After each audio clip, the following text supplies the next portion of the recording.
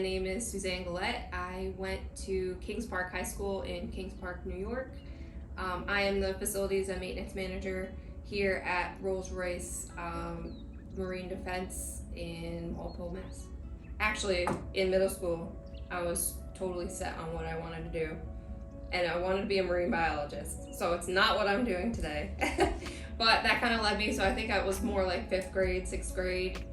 So with that being in mind, I knew that was water-based, science-based, so that really helped me decide throughout high school. So I actually started getting into AP math and science, just thinking that would kind of get me a little bit ahead by the time I went to college. So that's really what I wanted to do. But when I got into high school, I started, looking for colleges, and it just really didn't seem to fit anymore. I was looking at the Coast Guard Academy, and I also looked at New York Maritime Academy and Massachusetts Maritime Academy. I ended up going to Massachusetts Maritime Academy, but I didn't even consider that career path before I even started looking for colleges. But luckily, thinking I was going to go into a science major, what I chose to do in high school really helped me with my application.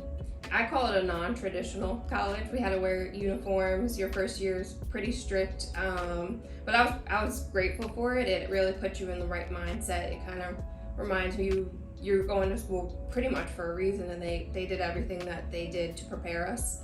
And it was really great because during the first winter there, you go on sea term, so they have a training ship. And there you get to kind of explore. They only have a handful of majors, so you get to explore, make sure the one really fits for you, and that really cemented what I wanted to do for the next 3.5 years. So that was really great. It was hard, but it was also fun. You make really great friends there that I still am in touch with today. I think there was under 15 females studying for licensed track majors. So licensed track is ship so you have to have a license for either engineering or transportation, driving the ships. So there was not many of us that decided to do that, but it was different, and it definitely prepared me because out in the real world too, there's not very many women in engineering, so it taught me early on, but it's really also taught me that there's really nothing to be nervous about. Just be yourself and you'll be fine. I would say most of my experiences, so even in college, and then I did go on a ship after I graduated, most of the time, I was nervous both scenarios in the beginning, but pretty much as soon as you can convince yourself really that you can do it, there's no more issue. So even if somebody else decides to try and make you feel otherwise, as long as you have that self-confidence, which takes a little bit to get to, I've had very good experiences. I can't speak for everyone. I've heard of other stories, but I feel like if you have that solid foundation, you're pretty good to go, and that way you kind of get the respect from everyone else saying, yeah, she can do that, like she's just like everybody else, So it is a little off-putting, I think, especially in my second job on the ship. It was overseas. I'm blonde, young girl. I think I was like 23, 24. So it was definitely a change for them and a change for me, but we got through it. So actually, I worked for Siemens for my first job as a field service technician. So I would go.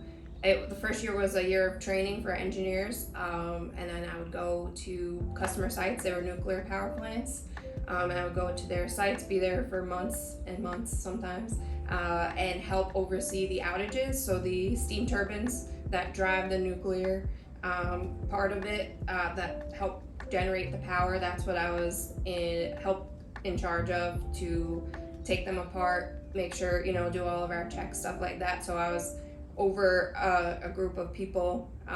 They were typically union millwrights, making sure that we're doing everything we should be, and that the machine is, safe and operating the way it should be when we put it back together. I graduated with a Coast Guard license for engineering, so I really wanted to use that. So I actually had, my friend from school, she recommended her company, and I got a job with them, and that's where I went on a drill ship, and that was in Malaysia as a third engineer.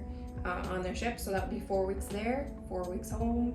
Lots of travel on the planes to get to Malaysia. You get a few planes and then you go on a helicopter for about 45 minutes to an hour to get to the actual rig. And then once I was on the rig, I was mostly by myself as the only female there, but sometimes there was actually another, she was a chemical engineer, which I was very impressed by, a Malaysian chemical engineer, so sometimes she'd be on the ship with me, which was fun. So really great while I did it, but I was getting married, so I started looking locally and I applied to Rolls-Royce. A little bit different field, facilities engineering. I didn't really realize it was a lot of maintenance either, but I'm glad it is.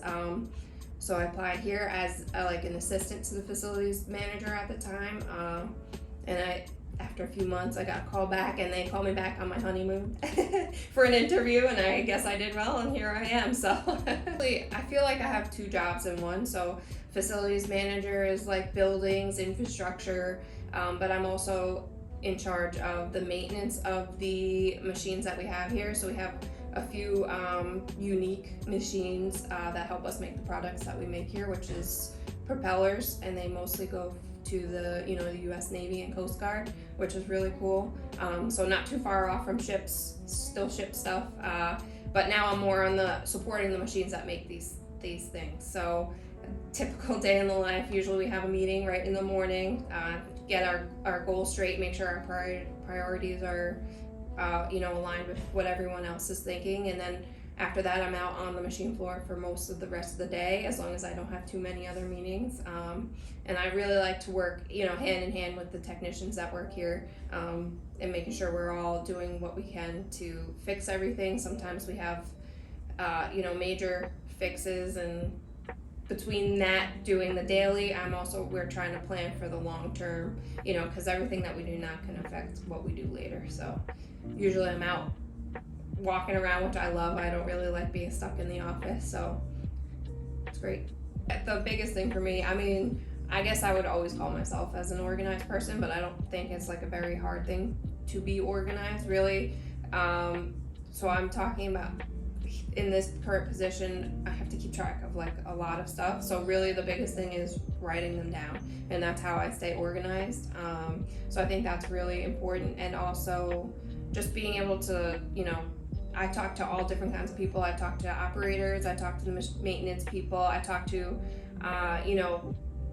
machine manufacturers. So just being able to talk to someone and express like what you are seeing and what you need to do to go forward, I think that's also very important, just to not overcomplicate things, just to make sure everyone's understanding and is on the same page. The advice I would have for someone that wants to go into my field is definitely in your high school, take the math classes, take the science classes. I know sometimes you have to take like extracurriculars, maybe something along those lines. Environmental is really big right now too, especially in my current field, in either direction, in marine or land-based.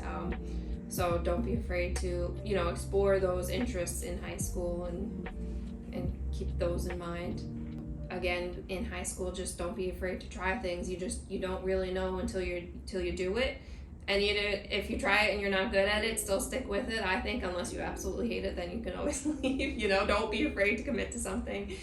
So not everyone's good at everything right away. I've learned that pretty much throughout my career. So a woman in this field, there's not many, so don't be afraid to be different. It doesn't matter, girl, boy, different. Just be yourself, and it's you who has to do it at the end of the day. Be happy where you are. So, and if that doesn't work for you, don't be afraid to change it either. So